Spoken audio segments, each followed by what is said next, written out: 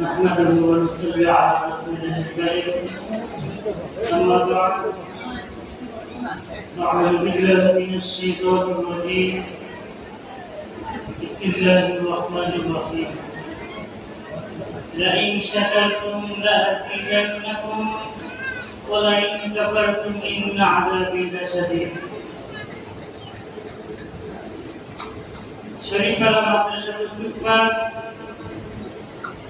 প্রথম সাময়িক পরীক্ষার ফলাফল প্রকাশ ও পুরস্কার অনুষ্ঠানের আজকের প্রধান অতিথি আলহাজ মোহাম্মদ আজহার হোসেন খান সাহেব, সেক্রেটারি মাদওয়াল উত্তরপাড়া কেন্দ্রীয় জামিয়া মসজিদ। আজকের এই অনুষ্ঠানে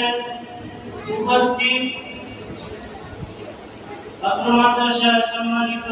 সভাপতি, শরীফপাড়া